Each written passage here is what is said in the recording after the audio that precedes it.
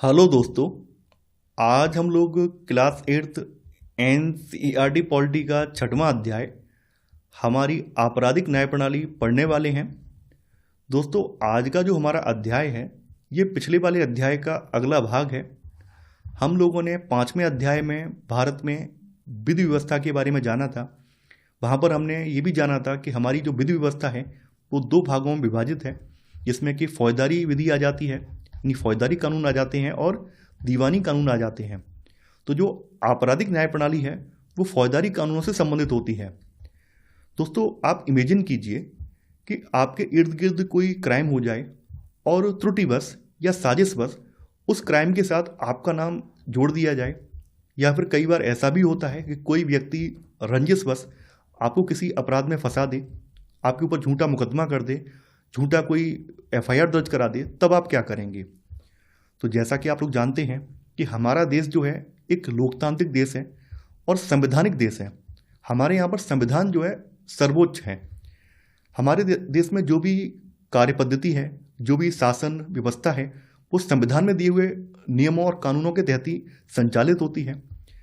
हमारा जो संविधान है भारत के सभी नागरिकों को कानून की नज़र में समान मानता है, यानी कि चाहे हमारे यहाँ पर कोई किसी भी पोस्ट पर क्यों ना हो, चाहे राष्ट्रपति हो, किसान हो, अमीर हो, गरीब हो, यानी आपकी सामाजिक आर्थिक स्थिति जो भी हो, आप कानून की नज़र में समान हैं। तो हमारा संविधान जो है कानून की नज़र में सभी को समान मानता है और हमारा संविधान सभी नागरिकों को अपने अधिकारों की रक्षा के लिए कुछ कुछ प्रावधान भी प्रदान करता है।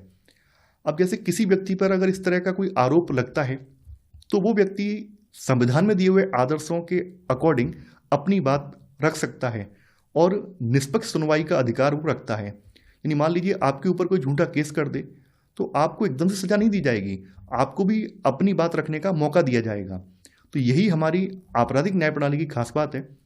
आप इमेजिन कीजिए कि अगर आप नॉर्थ कोरिया में हैं और आपको वहाँ पे संदेह के आधार पर वहाँ की पुलिस गिरफ्तार कर लेती है, आपको सजा दे दी जाती है, आपको अपनी बात रखने का मौका नहीं मिलता है, या फिर कोई ऐसा देश जहाँ पर संवैधानिक पद्धति नहीं है, यानी वहाँ पर लोकतंत्र नहीं है, संविधान नहीं है और वहाँ पर तानाशाही चल रही है, तो क्या होगा?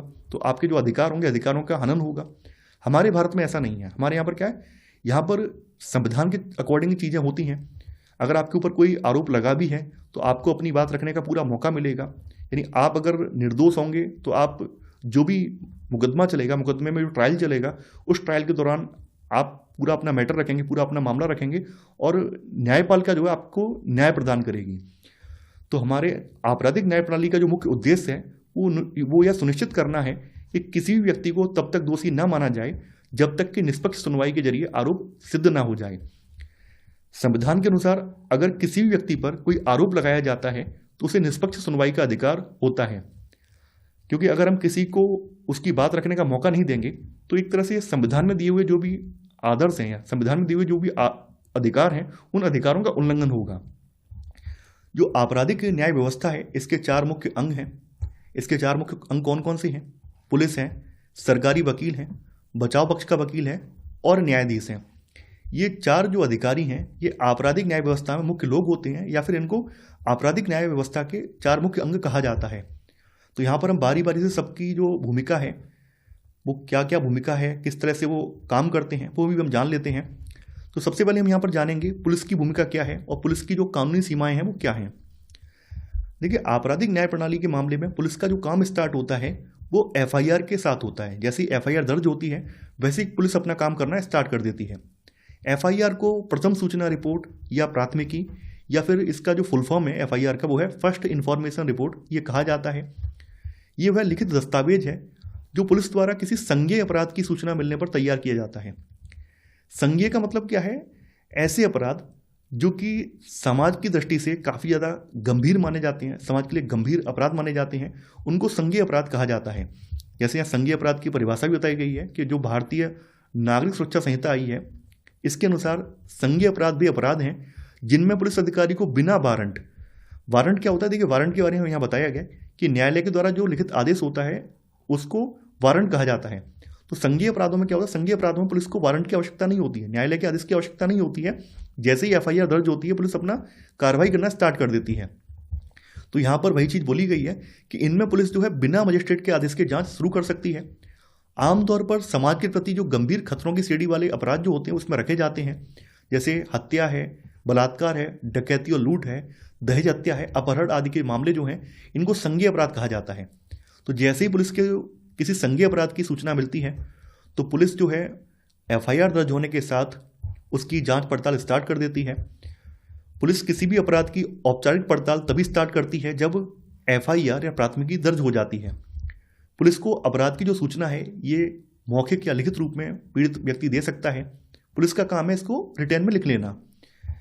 एफआईआर में जो है घटना की तारीख यानी कब ये घटना घटित हुई है, किस समय घटित हुई है, किस स्थान पर घटित हुई है और वास्तव में हुआ क्या है, विवरण, जैसे क्या मारपीट का मामला है, किसी ने आपकी हत्या करने का प्रयास किया है, क्या किसी ने आपका यौन शोषण करने का प्रयास किया है, तो पूरा विवरण लिखना होता है। अगर आरोपी को आप जानते हैं, पीड़ित व्यक्ति अगर आरोपी को जानता है, मान लीजिए आरोपी आपके अगल बगल का व्यक्ति है, अगर आप उसको जानते हैं तो आप उसके बारे में बताएं, अगर नहीं जानते हैं तो उसको अज्ञात में डाल दिया जाता है। गवाह यानी आपके साथ जो भी अत्याचार हुआ है वो किसी ने देखा है या नहीं देखा है तो वो गवाह लिखना होता है। और शिकायत कर्ता का जो नाम पता है वो इसमें एफआईआर में दर्ज किया जाता है। एफआईआर फॉर्म एक निर्धारित फॉर्म होता है और इस निर्धारित फॉर्म में पूरी डिटेल भरी जाती है और इस पर शिकायतकर्ता के हस्ताक्षर होते हैं। यहाँ पर शिकायतकर्ता को संविधान और कानून ने यहाँ अधिकार ये दिया है कि वो जो भी एफआईआर दर्ज करा रहा है, जो भी अपनी रिपोर्ट दर्ज करा रहा है, उसकी एक प्रति या नकल प्राप्त करने का उसको अधिकार है, एक फोटो कॉपी उसको प्राप्त करने का अधिकार है। तो शिकायतकर्ता को इसकी एक प्रति जो है मुफ्त में प्राप्त करने का कानूनी अधिकार प्राप्त होता है। तो हमने यहाँ पर ये जान लिया कि जो संज्ञेय अपराध हैं वो आमतौर पर समाज के प्रति गंभीर श्रेणी के अपराध माने जाते हैं। तो इनमें जो है पुलिस जो है वारंट का वेट नहीं करती है, न्यायपालिका के आदेश का वेट नहीं करती है, एफआईआर दर्ज होने के साथ ही एक्शन ले लेती है। जबकि जो गैर संज्ञेय अपराध हैं, गैर संज्ञेय अपराध अमूमन मामूली अपराधों को गैर संज्ञेय अपराध में रखा जाता है और गैर संज्ञेय अपराधों में वारंट की आवश्यकता पड़ती है, मतलब न्यायालय के लिखित आदेश की आवश्यकता पड़ती है तभी पुलिस एक्शन लेती है। जैसे जो गैर संज्ञेय अपराध में उनमें कौन से अपराध आते हैं, मानहानि के मुकदमे हैं, मामूली मारपीट है, गाली गलौज आदि के मैटर हैं, ये गैर संज्ञेय में रखे जाते हैं। मान लीजिए आप सड़क पर जा रहे हैं, अपने वाहन से जा रहे हैं, अब सड़क पर चलते हुए कोई और वाहन आपके वाहन से टच हो जाता है, आपके वाहन पे स्क्रैच पड़ जाते हैं, आपका मामूली विवाद हो जाता है, आप गाली गलौज कर देते हैं, एक आध थप्पड़ मार देते हैं और सामने वाला व्यक्ति आपसे आहत हो जाता है। अब वो कोर्ट में जाकर आपके ऊपर केस कर देता है, मानहानि का मुकदमा कर देता है। तो उसमें जो है जो भी मजिस्ट्रेट होगा वो आदेश जारी करेगा पुलिस के लिए कि भाई आप संबंधित व्यक्ति जिसके ऊपर ये मुकदमा लिखा गया है, जिसके खिलाफ लिखा गया, उसको आप लेकर आओ। तो यहाँ पर जो जांच होगी वो मजिस्ट्रेट के आदेश के बाद ही शुरू होती है, वारंट जाने के बाद ही जांच शुरू करती है पुलिस। इसके बाद है यहाँ पर जीरो एफआईआर। देखिए मैंने यहाँ पर एक नया ये टर्म है जीरो एफआईआर, ये भी यहाँ पर ऐड किया है। अक्सर ये कई एग्जाम में पूछ लिया गया कि जीरो एफआईआर होती क्या है। ठीक है, यदि संज्ञेय अपराध किसी अन्य थाना क्षेत्र में हुआ है तब भी पुलिस को रिपोर्ट दर्ज करनी पड़ती है, जिसे जीरो एफआईआर कहते हैं। जैसे मान लीजिए कोई व्यक्ति लखनऊ में रहकर जॉब कर रहा है और लखनऊ में उसके साथ कोई संज्ञेय अपराध घटित हो जाता है। अब चूंकि वो जिस जगह रह रहा है उसका जो भी निकटवर्ती थाना लगता है, वो थाना वो ये देखता है कि हमारे ऊपर अत्याचार करने वाला व्यक्ति है, वो थाना जो है उसकी उसमें उठक बैठक है, थाने के बड़े बड़े जो अधिकारी हैं, पुलिस वाले हैं, उसके घर पे आते जाते हैं, वो थाने में पड़ा रहता है, आता जाता रहता है, उनको रिश्वत खिलाता है। तो उसे पता है कि भाई हमारे बगल में जो थाना है वहाँ पे अगर हम जाएंगे तो कुछ होगा नहीं, कुछ सुनवाई नहीं होगी। एक आध बार वो जाने का प्रयास भी करता है लेकिन वहाँ उसे भगा दिया जाता है। ऊपर से जो अपराधी है उसे धमकी देता है कि हम तुम्हें देख लेंगे और देख लेंगे, अभी तो इतना ही कि अब इससे आगे और भी करेंगे हम। तो डर के मारे वो भाग के अपने घर आ जाता है। मान लीजिए उसका घर जो है कानपुर में है। अब कानपुर में आने के बाद वो हिम्मत जुटाकर अपने पेरेंट्स को बताकर, अपने परिवारीजनों को बताकर कानपुर के निकटवर्ती जो भी उसका जो थाना क्षेत्र लगता है उस थाने में जाकर ये पूरा मामला बताता है और पुलिस यहाँ पर क्या है एक एफआईआर उस थाने में दर्ज कर लेती है। चूंकि यहाँ पर जो अपराध हुआ है वो लखनऊ में हुआ है, तो लखनऊ में अपराध हुआ है तो कायदा ये कहता है कि लखनऊ में जिस क्षेत्र में अपराध हुआ है उसी क्षेत्र का जो थाना होगा वहीं पर एफआईआर लिखी जाएगी, है ना। लेकिन अब ये व्यवस्था कर दी गई है कि मान लीजिए किसी कारणवश यानी इस तरह की अगर सिचुएशन है तो आप कहीं और भी एफआईआर दर्ज करा सकते हैं, वहाँ से वो एफआईआर जो है संबंधित थाना क्षेत्र में ट्रांसफर कर दी जाएगी। तो यहाँ पर क्या होगा, जब आप जीरो एफआईआर अपने गृह क्षेत्र यानी कानपुर में अगर दर्ज करा देते हैं तो लखनऊ में आपके साथ अपराध हुआ है तो ये एफआईआर जो होगी कानपुर से लखनऊ को ट्रांसफर कर दी जाएगी। तो ये होती है जीरो एफआईआर। तो हमने यहाँ पे जान लिया कि पुलिस जो है एफआईआर के बाद अपना काम स्टार्ट कर देती है। पुलिस का जो सबसे अहम रोल होता है वो होता है किसी अपराध के बारे में जो भी शिकायत मिली है, जो भी एफआईआर दर्ज की गई है, उस शिकायत की जांच करना, गवाहों के बयान दर्ज करना, भाई गवाहों ने देखा है या नहीं देखा है क्राइम होते वो दर्ज करना, और सबूत इकट्ठा करना है, एविडेंस क्रिएट करना। एविडेंस कलेक्ट करने का काम पुलिस का होता है कि भाई जो पीड़ित व्यक्ति इसने बताया कि हमारे ऊपर लोगों ने पिस्तौल से हमला किया है, इतनी गोलियां चली हैं, अगल बगल एक गोली हमारे मतलब स्किन से होकर निकल गई, हम अंदर बॉडी में धंस नहीं पाई है, तो पूरा एविडेंस कलेक्ट करते हैं। अगर पुलिस को ऐसा लगता है कि सबूतों से आरोपी का दोष साबित होता दिखाई दे रहा है तो पुलिस जो है अदालत में एक आरोप पत्र या चार्जशीट दाखिल कर देती है। चूंकि भारत में कानून का शासन है और हमारी जो पुलिस व्यवस्था है वो भी इस कानून के तहत आती है। यहाँ पर ऐसा नहीं है कि पुलिस एफआईआर दर्ज होने के बाद या रिपोर्ट मिलने के बाद सीधी एक्शन ले ले, पुलिस ये करे कि हम ही जजमेंट दे रहे हैं, हम ही जज बन जा रहे हैं। यहाँ ऐसा नहीं है, यहाँ पे कानून का शासन है। पुलिस का काम क्या है, पुलिस को सूचना मिलती है तो पुलिस जो है जो भी संबंधित अपराधी है, जो भी आरोपी है, उसको डिटेन करती है और न्यायपालिका के समक्ष पेश करती है। यहाँ पर न्यायालय जो है, न्यायपालिका जो है वो जजमेंट देती है, ना कि पुलिस। तो सर्वोच्च न्यायालय ने यहाँ पर जो भी गिरफ्तार व्यक्ति है उसके अधिकारों की रक्षा के लिए भी यहाँ प्रावधान बताए हैं। सर्वोच्च न्यायालय ने गिरफ्तारी, हिरासत और पूछताछ के बारे में पुलिस के लिए कुछ गाइडलाइंस तय की हैं। इनके अनुसार पुलिस को जांच के दौरान किसी को भी सताने, पीटने या फिर गोली मारने का अधिकार नहीं है। ये मैं नहीं कह रहा हूँ, सुप्रीम कोर्ट की गाइडलाइंस है कि अगर आप किसी व्यक्ति को गिरफ्तार कर रहे हैं, अगर आपको लगता है कि उसने आरोप किया है, आपकी नज़र में, समाज की नज़र में वो आरोपी है, गिरफ्तार कर रहे हैं, तो गिरफ्तार करने के बाद आपको मजिस्ट्रेट के सामने पेश करना होगा। न्यायपालिका डिसीजन लेगी कि वो व्यक्ति दोषी है या नहीं है, आप नहीं लेंगे। लेकिन हकीकत एकदम उलट है। जैसा कि आप सब लोग जानते हैं कि हकीकत छुपी हुई नहीं है। सबसे ज़्यादा अत्याचार पुलिस ही करती है, ये भी आप जानते हैं। अभी हाल में ही, अभी मैं आपका ये लेक्चर जो रिकॉर्ड कर रहा हूँ, ये अभी 6 अप्रैल 2026 को लेक्चर रिकॉर्ड कर रहा हूँ, और आज से 2 दिन पहले तमिलनाडु की कोर्ट का जजमेंट आया है। उस जजमेंट में 9 पुलिस वालों को फांसी की सज़ा सुनाई गई है। पता है क्यों सुनाई गई है? क्योंकि इन 9 पुलिस वालों ने, वैसे तो 10 पुलिस वाले थे, लेकिन एक पुलिस वाला जो था कोविड में उसकी मृत्यु हो गई थी, तो इनमें से 9 बचे हैं। इन 10 पुलिस वालों ने कोविड टाइम में एक बाप बेटे को हिरासत में बंद करके इतना पीटा था कि उनकी हिरासत में ही मृत्यु हो गई थी। उसके बाद जब लोगों ने प्रतिक्रिया दी है, लोगों ने आंदोलन किया है, तो यहाँ पे सीबीआई इंक्वायरी बिठाई गई, और उस सीबीआई इंक्वायरी में ये 10 के 10 पुलिस वाले अपराधी निकले, दोषी निकले। तो अब इनका दोष सिद्ध हो गया है, तो इन्हें फांसी की सजा दी गई है। तो ये एक मामला नहीं है, पुलिस की हिरासत में मृत्यु का एक मामला नहीं है, ऐसे हजारों मामले हैं और हर रोज ऐसे मामले होते हैं। लेकिन फिर भी हम लोग कोई डायरेक्ट एक्शन लेने में असक्षम है। उसका रीज़न ये है कि क्योंकि हमारी न्यायपालिका जो है वो बहुत ज़्यादा विलम्ब से चीज़ों को देख रही है, जिसके बारे में हमने 5 में पढ़ा, पिछले अध्याय में पढ़ा भी था। तो ये मामला भी हाल में ही आया है। तो भले सुप्रीम कोर्ट ने या फिर कानून ने बहुत सी चीज़ें दे दी हों, बहुत सी चीज़ें कही हों कि पुलिस ऐसा नहीं करेगी, वैसा नहीं करेगी, लेकिन फिर भी आप लोग देखते हैं पुलिस अपनी मनमर्जी करती है। तो आप लोग एक बात समझ लीजिए, अगर आपके साथ कुछ ऐसा होता है तो आप जो है आप पूरी तरह से कह सकते हैं कि ये सुप्रीम कोर्ट ने ये पूरी गाइडलाइंस जारी कर दी है, कानूनी रूप से ये गलत है। पुलिस यह तय नहीं कर सकती है कि कोई भी व्यक्ति दोषी है या नहीं है। ये काम न्यायपालिका यानी न्यायाधीश को तय करना होता है। न्यायाधीश जो भी दलीलें दी जाती हैं, जो भी सबूत गवाह पेश किए जाते हैं, उनके आधार पर न्यायाधीश जजमेंट देता है। अब देखिए, संविधान का जो अनुच्छेद 22 है, जो कि हमारे मौलिक अधिकार का पार्ट है, संविधान का जो अनुच्छेद 22 है, जिसमें कि कुछ दशाओं में गिरफ्तारी और निरोध से संरक्षण है, इसमें भी मौलिक अधिकार दिए गए हैं। और भारतीय नागरिक संहिता में प्रत्येक गिरफ्तार व्यक्ति को निम्नलिखित मौलिक अधिकार दिए गए हैं। यानी कोई भी गिरफ्तार अगर व्यक्ति हो रहा है तो उसे यह जानने का अधिकार है कि उसे किस जुर्म में गिरफ्तार किया जा रहा है। अब जैसे आपके घर पे पुलिस आ जाए और आपसे कहे कि हम आपको अरेस्ट करके ले जा रहे हैं, तो आपका जानने का हक है कि भाई किस जुर्म में गिरफ्तार कर रहे हो। ये आपका मौलिक अधिकार है। कोई भी गिरफ्तार व्यक्ति जो है, इसको 24 घंटों के भीतर मजिस्ट्रेट के सामने पेश करने का अधिकार है। यानी आपको पुलिस जो है डिटेन करके लंबे समय तक थाने में बंद करके नहीं रख सकती है, हवालात में बंद करके नहीं रख सकती है। उसे 24 घंटे के अंदर जो है न्यायपालिका के सामने यानी मजिस्ट्रेट के सामने आपको पेश करना होगा। यहाँ पर ये ध्यान देने वाली बात यह है कि इन 24 घंटों में यात्रा में लगा हुआ समय शामिल नहीं है। जैसे मान लीजिए थाने और न्याय जो जिला अदालत है उसके बीच में 100 किलोमीटर का डिफरेंस है है ना। तो वहाँ पे जाने में अगर मान लो 2-2.5-3 घंटे लग जाते हैं तो वो इन 24 घंटों में काउंट नहीं होंगे, वो अलग रहेंगे। तो यहाँ पर वही चीज़ बताई गई है कि अगर किसी व्यक्ति को गिरफ्तार किया जा रहा है तो उसको 24 घंटों के भीतर मजिस्ट्रेट के सामने पेश करने का अधिकार है, पेश होने का अधिकार है। और इसमें इन 24 घंटों में जो यात्रा में लगा समय है वो इसमें शामिल नहीं है, यानी कि मजिस्ट्रेट तक पेश करने के बीच में जो ट्रैवल करना पड़ रहा है वो यात्रा समय इसमें ऐड नहीं है। जो भी गिरफ्तार किया हुआ व्यक्ति है इसको अपना मनचाहा वकील करने का अधिकार है ताकि अपना वो बचाव पक्ष रख सके।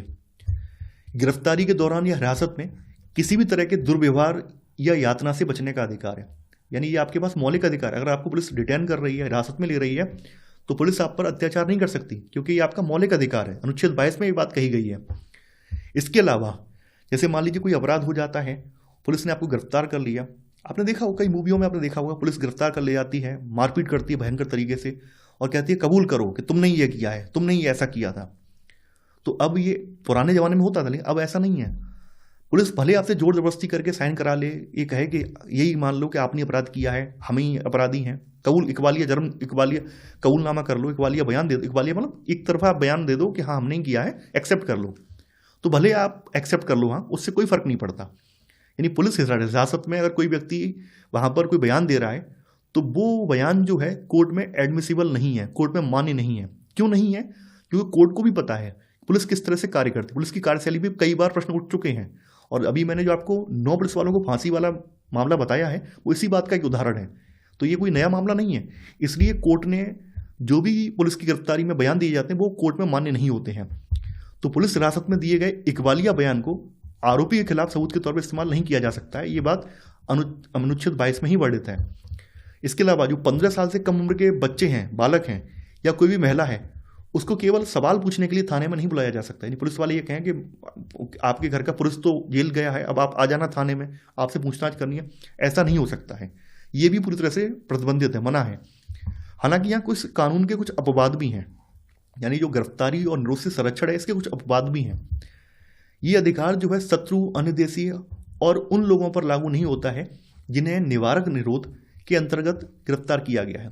जैसे मान लीजिए कोई शत्रु व्यक्ति है, जैसे मान लीजिए पाकिस्तानी स्पाई है, पाकिस्तान का एजेंट है, कोई टेररिस्ट गतिविधियों में संलिप्त व्यक्ति है, उस पर ये 24 घंटे वाला ये फॉर्मूला अप्लाई नहीं होगा, है ना।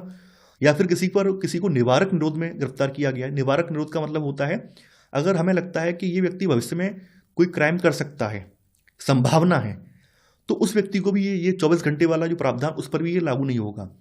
देखिए निवारक निरोध के बारे में मैंने आपको जो हमारा पहला चैप्टर था उसमें बताया भी था और मैंने वहाँ पर ये भी कहा था कि हम क्लास 9th में जब पहुँचेंगे तो हम यहाँ डिटेल में निवारक निरोध के बारे में पढ़ेंगे, क्योंकि हमें वहाँ पे फिर से पढ़ने हैं मौलिक अधिकार, तो वहाँ पे निवारक निरोध के बारे में और डिटेल में हम पढ़ेंगे।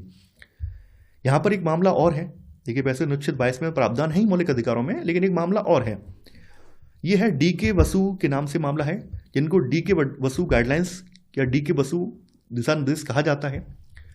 सर्वोच्च न्यायालय ने DK बसु बनाम पश्चिम बंगाल राज्य मामले में गिरफ्तारी, हिरासत और पूछताछ के दौरान पुलिस की मनमानी रोकने के लिए कुछ यहाँ पे अनिवार्य शर्तें तय की हैं। इन्हें जो है DK बसु गाइडलाइंस कहा जाता है।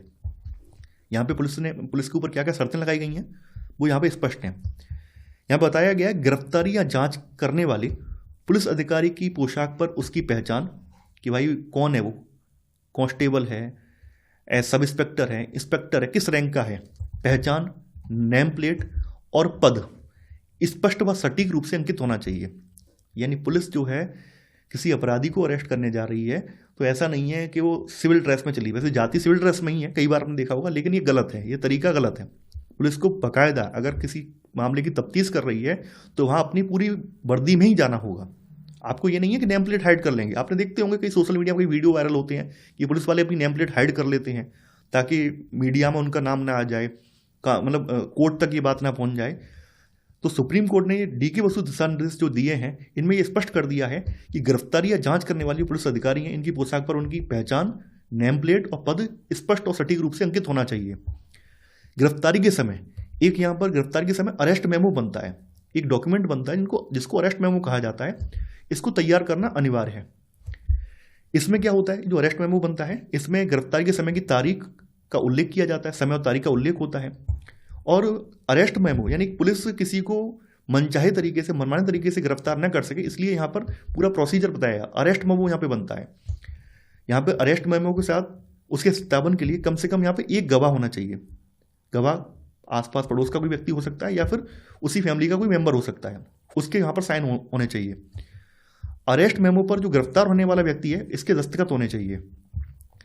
गिरफ्तार किए गए व्यक्ति को या हिरासत में रखे गए या जिससे पूछताछ की जा रही है, ऐसे व्यक्ति को अपने किसी सगे संबंधी या दोस्त या कोई शुभचिंतक इसको जानकारी देने का अधिकार है। यानी मान लीजिए आपको पुलिस उठाकर ले जा रही है तो आपको अपने किसी मिलने वाले को, अपने रिश्तेदार को, अपने परिवारीजन को सूचना देने का अधिकार है कि भाई पुलिस हमें इस मामले में उठा के ले जा रही है। अगर मान लीजिए कोई व्यक्ति जो है आपके जिले से बाहर रह रहा है या आपके परिवार वाले आपके जिले से बाहर हैं, तो पुलिस को ये करना होगा कि 8 से 12 घंटे के भीतर उसे गिरफ्तारी के समय, स्थान और हिरासत की जगह की सूचना भेजनी होगी। अब देखिए ये सब चीज़ें क्यों गाइडलाइंस में दी गई हैं, इसका रीजन ये कई बार आपने देखा होगा, आज भी ऐसा होता है कि पुलिस बिना किसी कारण के व्यक्तियों को उठा ले जाती है, मारपीट करती है और जबरन किसी न किसी मामले में फंसा देती है। कई ऐसे मामले निकल कर आए हैं, आपने देखा होगा। अभी मैं एक मामला भूल रहा हूँ जहाँ पर क्या था, जहाँ पर मतलब एक मैंने मामला पढ़ा था आज से 2 या 3 महीने पहले। उसमें एक एसआई और एक जो हेड कांस्टेबल है, इन्होंने लगभग 30 से 40 लोगों को सेम एक जैसी अपराध में फंसाया था। उनका मतलब यही रिकॉर्ड रहा था। जब बाद में ये पूरा मामला जब खुला है तो उन पर कार्रवाई हुई थी। तो ये कोई एक थाने का हाल नहीं, ये लगभग भारत के हर थाने का यही हाल है। तो ये सब चीज़ें अगर आप जानकार हैं इनके, अगर आप ये सब चीज़ें जानते हैं कैसे आपराधिक न्याय प्रणाली काम करती है, कौन कौन से अधिकार हमें दिए हैं, तो आप इस अत्याचार के खिलाफ आवाज़ उठा सकते हैं। तो ये हमारे लिए जानना अत्यंत आवश्यक है कि पुलिस जो है मनमर्जी से किसी को नहीं उठा सकती है। किसी को गिरफ्तार कर रही है तो प्रॉपर यहाँ पर अरेस्ट मेमो बनेगा, अरेस्ट मेमो पर एक गवाह के साइन होंगे। इसके अलावा जो व्यक्ति गिरफ्तार किया जा रहा है उसके किसी सगे संबंधी को सूचना दी जाएगी। इसके बाद हम जान लें सरकारी वकील की क्या भूमिका होती है। यानी यहाँ पर हमने पुलिस की भूमिका जान ली, अब सरकारी वकील क्या भूमिका निभाते हैं।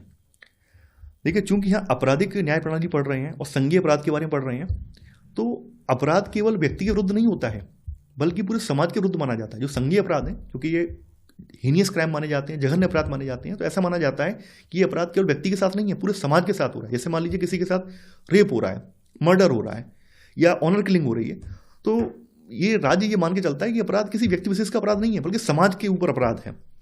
इसलिए ऐसे आपराधिक मामलों में राज्य वादी होता है। वादी का मतलब राज्य जो है पीड़ित की ओर से मुकदमा लड़ता है। देखिए, यहाँ पर एक बात जान लीजिए, यहाँ पे पीड़ित व्यक्ति भी अपना वकील कर सकता है। अगर पीड़ित व्यक्ति अपना वकील ना करे तो भी राज्य उसको वकील प्रोवाइड करता है, ये सरकारी वकील होता है। अब पीड़ित व्यक्ति अपना वकील क्यों करता है? क्योंकि सरकारी वकीलों के पास ऑलरेडी बहुत सारे मामले होते हैं। तो जो कोर्ट में जल्दी तारीखें हों, जल्दी न्याय प्रक्रिया आगे बढ़े, इसलिए लोग अपने प्राइवेट वकील हायर करते हैं। वैसे यहाँ पर जो इस तरह के संघीय अपराध होते हैं वहाँ पर सरकारी वकील मिलता है, ये भी आप जान लीजिए। तो इसलिए आपराधिक मामलों में राज्यवादी होता है और पीड़ित की ओर से मुकदमा लड़ता है। इसी वजह से मुकदमों के जो संघीय अपराध वाले मुकदमे होते हैं, इनके नाम होते हैं राज्य बनाम आरोपी के रूप में होते हैं। जैसे उदाहरण यहाँ पर दिया गया है, जैसे राज्य दिल्ली प्रशासन बनाम लक्ष्मण कुमार एवं अन्य, एक मुकदमे का नाम दिया है कि यहाँ पर कोई एक संघीय अपराध हुआ है दिल्ली में, तो वहाँ पर एक तरफ तो आरोपी है और एक तरफ राज्य है, तो राज्य बनाम लक्ष्मण कुमार एवं अन्य। सरकारी वकील का काम क्या है? सरकारी वकील जो है ये स्टेट का पक्ष प्रस्तुत करते हैं, क्योंकि जैसा कि आप लोग जानते हैं, स्टार्टिंग में बात स्पष्ट कर दी है कि अपराध केवल व्यक्ति विशेष के विरुद्ध नहीं हो रहा है, पूरे समाज के विरुद्ध माना जाता है। इसलिए यहाँ पर राज्य भी वादी की तरफ से राज्य भी पीड़ित की ओर से लड़ता है। तो यहाँ पर सरकारी वकील जो होते हैं ये राज्य का पक्ष प्रस्तुत करते हैं। और सरकारी वकील की जो भूमिका है, इनका जो रोल है, ये तभी स्टार्ट होता है जब पुलिस अपनी जांच पूरी करके जो भी चार्जशीट है, यानी जो आरोप पत्र है, जब ये अदालत में दाखिल कर देती है, उसके बाद सरकारी वकील जो है इसका काम स्टार्ट होता है। हालांकि सरकारी वकील जो है ये पुलिस की जांच में कोई सहयोग नहीं करता है, पुलिस की जांच में इंटरफियर नहीं करता है। जब पुलिस अपनी चार्जशीट सबमिट कर देती है कोर्ट में, उसके बाद इसका रोल स्टार्ट होता है। चूंकि ये सरकारी मुलाजिम है, भाई सरकारी वकील है, तो न्यायालय के पदाधिकारी के रूप में इसकी जिम्मेदारी बनती है कि ये निष्पक्ष रूप से अपना काम करें और अदालत के सामने सारे ठोस तथ्य, गवाह और सबूत पेश करें। आपने देखा होगा कई ऐसे मामले होते हैं जहां पर पीड़ित पक्ष बहुत ज़्यादा निर्धन होता है या कानूनी लड़ाई लड़ने में सक्षम नहीं होता है, वहां पर सरकारी जो वकील होते हैं वही ऐसे मामलों को लड़ते हैं और बाद में पीड़ित पक्ष को न्याय दिलाते हैं। आपने देखा होगा, पढ़ते होंगे अखबारों में। अब देखिए, हमने यहाँ पर सरकारी वकील जान लिया, अब हम जानते हैं बचाव पक्ष के वकील। मान लीजिए जिस व्यक्ति पर आरोप लग रहा है, कोई व्यक्ति आरोपी है, तो क्या उसको वकील करने का अधिकार है? हाँ है। हमने अनुच्छेद 22 में देखा था कि इसको भी अपना वकील हायर करने का अधिकार है। तो बचाव पक्ष का वकील उस व्यक्ति की ओर से लड़ता है जिस पर अपराध का कोई आरोप लगा हो। जैसा कि मैंने आपको बताया था कि अनुच्छेद 22 के तहत हर व्यक्ति को अपनी मनपसंद का वकील करने का अधिकार है और ये उसका मौलिक अधिकार है। यानी अगर आपके ऊपर कोई आरोप लगा है तो आप अपनी मनपसंद का वकील हायर कर सकते हैं, ये आपका मौलिक अधिकार है। इसके अलावा कुछ ऐसे लोग भी हैं भारत में जिनके पास वकील हायर करने के लिए पैसा नहीं है, संसाधन नहीं है, या कई बार ऐसा होता है कि आपने अखबार में देखा भी होगा, कई बार वकील वर्सेस नागरिक वाला मैटर हो जाता है। जैसे मान लीजिए कोई नागरिक है, जैसे मान लीजिए कोई आपका पड़ोसी कोई वकील है, आपको उसके साथ मैटर हो गया, आपने उसके साथ मारपीट कर दी, या मैटर इतना ज़्यादा बढ़ गया कि आपने ना चाहते हुए भी आपने उसकी धारदार हथियार से हत्या कर दी, इतना आप आवेग में आ गए। अब वकीलों की लॉबी बहुत मजबूत होती है, यूनियन बहुत तगड़ी होती है।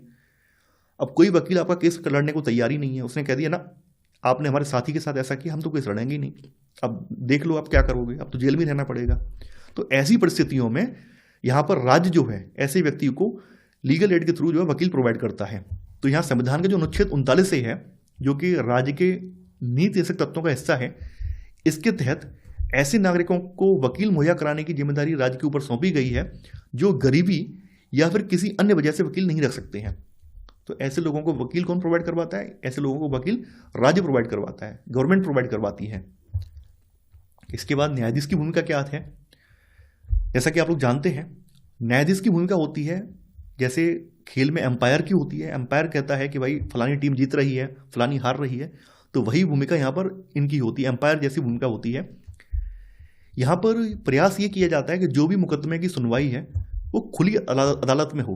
खुली अदालत का मतलब ये है कि जहाँ पर जो भी पीड़ित पक्ष है उसके भी घर वाले हों, जो आरोपी पक्ष है उसके घर वाले भी हों, और भी जो लोग हैं वो भी उस कार्रवाई को देखें। इसको खुली अदालत कहा जाता है। जैसा कि आपने टीवी वगैरह में देखा होगा, कभी आप कोर्ट कचहरी में गए हैं तो आपने देखा होगा कि जब कोई मामला सुना जाता है तो वहाँ पर कोई व्यक्ति जाके बैठ सकता है, सुन सकता है क्या चल रहा है कार्रवाई में। तो ये खुली अदालत में मुकदमे का संचालन करते हैं। न्यायाधीश जो है अभियोजन पक्ष का मतलब पीड़ित पक्ष और बचाव पक्ष दोनों की ओर से पेश किए गए जो गवाह हैं, बयान हैं, इनको गवाहों के बयान सुनते हैं और जो भी एविडेंस दिए गए हैं उनकी बारीकी से जांच करते हैं। यहाँ पर न्यायाधीश से इस तरह से कोशिश करते हैं कि तटस्थ रहें, किसी का पक्ष नहीं लें, क्योंकि न्यायाधीश भी कानून के अकॉर्डिंग चल रहा है। न्यायाधीश यहाँ पर अपनी मर्जी से नहीं कर सकता है कि भाई हमें लग रहा है, हमारे दिल में आ रहा है कि फलाना व्यक्ति दोषी है, सजा सुना दो, ऐसा नहीं होता है। यहाँ भावनाएं मैटर नहीं करती हैं, यहाँ पे मैटर करती हैं दलीलें, एविडेंस, बयान, ये मैटर करते हैं। तो यहाँ पर कोई भी न्यायाधीश जो है वो कानून की प्रक्रिया के अकॉर्डिंग ही सजा दे सकता है। यहाँ पे उसकी भावनाओं के अकॉर्डिंग नहीं दी जाती है कि हमें लग रहा है कि सगल से ही अपराधी है। जैसे आपने देखा होगा और सुना भी होगा, जब यूपी में जब योगी सरकार बनी थी शुरुआत में, तो एंटी रोमियो स्क्वाड बना था, और एंटी रोमियो स्क्वाड के तहत पुलिस वालों ने कई लोगों को ऐसे ही पकड़ के, युवा लड़कों को पकड़ के उनकी मारपीट कर दी थी, केवल इस आधार पर कि वो लोग ऐसे मन चले लग रहे थे, लड़की छेड़ने वाले लग रहे थे। तो ये चीज़ें जो भावनाओं वाला सिस्टम है ना, वो कोर्ट में नहीं है। वहाँ पे दलीलें दी जाती हैं, गवाही दी जाती है, सबूत रखे जाते हैं। तो ये चीज़ें इसीलिए रखी गई हैं कि ताकि जो प्रक्रिया है वो कानूनी रूप से चले। अपने सामने मौजूद बयानों और सबूतों के आधार पर कानून के अनुसार न्यायाधीश तय करते हैं कि आरोपी सचमुच दोषी है या नहीं है। अगर मान लीजिए आरोपी दोषी पाया जाता है तो न्यायाधीश कानून में जो भी प्रावधान बढ़ देते हैं उनके अनुसार दोषी को जेल भेज सकते हैं, या उस पर जुर्माना लगा सकते हैं, या फिर दोनों सजाएं एक साथ दे सकते हैं, यानी उसको जेल भी भेज सकते हैं और जुर्माना भी लगा सकते हैं। जैसे तमिलनाडु वाले केस में जो 9 पुलिस वालों को उम्र जो फांसी की सजा हुई है, इन सब पर किसी पर 20 लाख रुपए का पेनल्टी लगी है, किसी पर 15 लाख रुपए की लगी है, ऐसे करके सब पर जुर्माना लगाया गया है, ऊपर से फांसी की सजा मिली है। इसके अलावा जो हमारा निष्पक्ष सुनवाई का अधिकार है, इसके बारे में जान लेते हैं। निष्पक्ष सुनवाई का अधिकार क्यों जरूरी है? जैसा कि आप लोग जानते हैं कि हम लोग एक लोकतांत्रिक देश में रहते हैं, और लोकतंत्र में अगर हमें अपनी बात रखने का मौका ना मिले फिर लोकतंत्र कैसा रह जाएगा। तो सबसे जरूरी बात है कि हम अपनी बात यहाँ पे रख पाएं।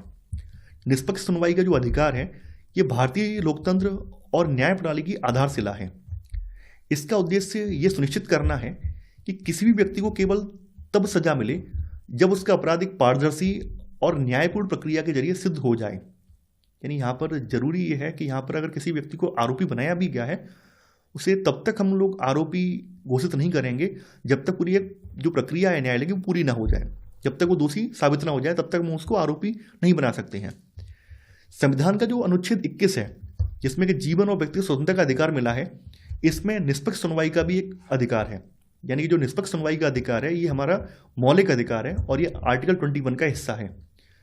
आपने अनुच्छेद 21 में पढ़ा होगा कि अनुच्छेद 21 ये कहता है कि जो किसी व्यक्ति की स्वतंत्रता है वो केवल तर्कसंगत और न्यायपूर्ण कानून प्रक्रिया के जरिए छीनी जा सकती है।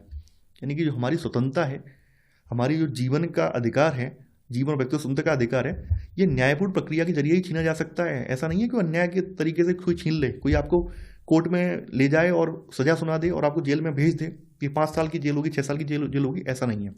यहाँ पर जो आपकी आज़ादी अगर छीनी जाएगी, स्वतंत्रता अगर छीनी जाएगी या सीमित की जाएगी, तो वो भी एक तर्कसंगत और न्यायपूर्ण कानूनी प्रक्रिया के तहत ही छीनी जाएगी। ये बात यहाँ पर स्पष्ट कह दी गई है। यहाँ पर निष्पक्ष सुनवाई की कुछ शर्तें बताई गई हैं।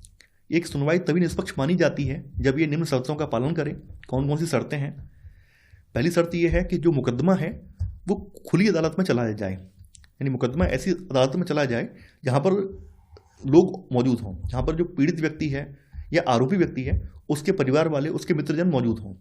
कई बार ऐसा भी होता है, कुछ मामले ऐसे होते हैं, जैसे मान लीजिए रेप के जो मामले हैं, तो रेप के मामलों में क्या होता है, प्राइवेट सुनवाई होती है। लेकिन प्राइवेट सुनवाई में भी जो पीड़ित पक्ष है और जो आरोपी पक्ष है, दोनों के परिवारीजन या मित्रजन बुलाए जाते हैं। भले बाहर का व्यक्ति ना हो, लेकिन संबंधित व्यक्तियों के यानी पीड़ित पक्ष के और आरोपी पक्ष के जो परिवारीजन है या मित्रजन है वो उसमें शामिल हो सकते हैं। मुकदमा जो खुली अदालत में चलाया जाए जहां जनता आरोपी के संबंधी उपस्थित रह सकें। मुकदमा आरोपी की उपस्थिति में चलाया जाए। भाई ये भी पता होना चाहिए कि कोर्ट में क्या चल रहा है, तो यहाँ पर जिस पे आरोप लगा है वो कोर्ट की प्रक्रिया देख सकता है, उसको कोर्ट की प्रक्रिया देखने का अधिकार है। कोर्ट में क्या चल रहा है, कैसे कार्रवाई हो रही है, क्या क्या प्रक्रिया चल रही है। तो मुकदमा जो चलेगा वो आरोपी की उपस्थिति में चलेगा।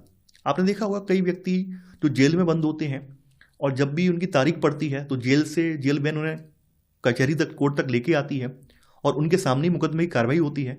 तो ये इसी बात का उदाहरण है कि जो भी मुकदमा चलेगा वो आरोपी की उपस्थिति में चलेगा, उसके पीछे नहीं चलेगा।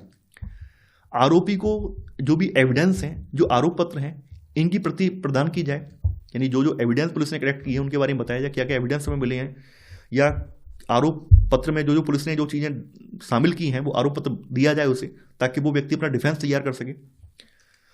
आरोपी को अपने मनपसंद के वकील करने का, अपने बचाव करने का अधिकार हो। बचाव पक्ष को गवाहों से, यानी जो भी गवाह हैं जो कि आरोपी को सजा दिलाने के लिए खड़े हैं, तो उनसे उसे बहस करने का अधिकार है, जिरह करने का अधिकार है, कानूनी रूप से उनसे पूछताछ करने का अधिकार है। यहाँ पर ध्यान देने वाली बात यह है, कोई व्यक्ति अगर आरोपी है तो आरोपी को निर्दोष मानकर ही कार्रवाई आरंभ की जाएगी। ऐसा नहीं है पहले से ही नहीं मान सकते हैं कि भाई फलाना इंसान तो ये तो आरोपी है, ये तो मतलब आरोपी नहीं, मतलब कोई पहले शुरू में हम ये डिसाइड नहीं कर सकते हैं कि कोई व्यक्ति आरोपी है ही है। शुरुआत में जो कोर्ट में जो कार्रवाई स्टार्ट होती है वो निर्दोष मानकर आरंभ की जाती है कि भाई व्यक्ति निर्दोष है, और यहाँ पर निर्दोष व्यक्ति अपनी दलीलें रखता है और सामने वाला जो पीड़ित व्यक्ति है वो उस निर्दोष व्यक्ति को आरोपी सिद्ध करने का पूरा प्रयास करता है। जब तक अपराध सिद्ध न हो जाए आरोपी को निर्दोष माना जाता है। यानी कि जब तक अपराध सिद्ध न हो जाए तब तक आरोपी को अपराधी नहीं माना जाएगा। मैं यहाँ पे एक शब्द भूल रहा था, वो था अपराधी। यानी जब तक अगर कोई अपराध सिद्ध नहीं हो रहा है तब तक व्यक्ति को निर्दोषी माना जाएगा, आरोपी माना जाएगा, अपराधी नहीं माना जाएगा। यहाँ पर एक चीज़ और छूट रही थी, वो है न्यायिक हिरासत बनाम पुलिस हिरासत। यानी जुडिशियल कस्टडी और पुलिस कस्टडी में क्या अंतर है। देखिए, पुलिस कस्टडी का मतलब ये है कि पुलिस ने किसी व्यक्ति को डिटेन किया और थाने में ले जाके बंद कर दिया और अपनी देखरेख में रखा, तो ये जो पुलिस का नियंत्रण है इसको पुलिस कस्टडी बोला जाएगा। जुडिशियल कस्टडी का मतलब क्या है, पुलिस आपको आपके घर से उठाकर ले गई, 24 घंटे में उसने जो है मजिस्ट्रेट के सामने पेश किया और मजिस्ट्रेट ने वहाँ से आपको जो है जेल में भेज दिया, जिला कारागार में भेज दिया। तो जो ये आप जिला कारागार में भेजे गए हैं ये जुडिशियल कस्टडी बोली जाएगी, क्योंकि ये न्यायालय के आदेश पे भेजे गए हैं। तो पुलिस हिरासत में आरोपी थाने के लॉकअप में पुलिस के नियंत्रण में रहता है, जबकि न्यायिक हिरासत में वह जेल में मजिस्ट्रेट के नियंत्रण में रखा जाता है। तो ये अंतर है जुडिशियल कस्टडी में और पुलिस कस्टडी में। तो इसी के साथ आपका ये अध्याय समाप्त हो जाता है। देखिए, आज का अध्याय भी हमारे लिए बहुत ज़्यादा महत्वपूर्ण है, क्योंकि हमारे सामाजिक जीवन में हमें नहीं पता कि आगे क्या होने वाला है, फ्यूचर में क्या हो सकता है। तो हमारे लिए ये सब चीज़ें, ये सब प्रावधान जानना अत्यंत आवश्यक है। एक जागरूक नागरिक के नाते हमें ये सब चीज़ें जानना आवश्यक है। भगवान ना करे कि हमारी फैमिली के साथ या हमारे किसी प्रियजन के साथ कोई ऐसी अनिष्ट घटना हो जाए जो ये सब चीज़ों का सामना करना पड़े, लेकिन हमें हर हर पल तत्पर रहना चाहिए। हमें चीज़ों को जानना चाहिए कि हमें कौन कौन से अधिकार संविधान ने दिए हैं। तो इसी के साथ आपका आज का अध्याय समाप्त हो जाता है। मैं आशा करता हूँ कि आपको ये वीडियो पसंद आया होगा। आप लोग इस वीडियो को लाइक और शेयर करना बिल्कुल नहीं भूलेंगे। तो आज के लिए उतना ही। Thanks for watching. जय हिंद।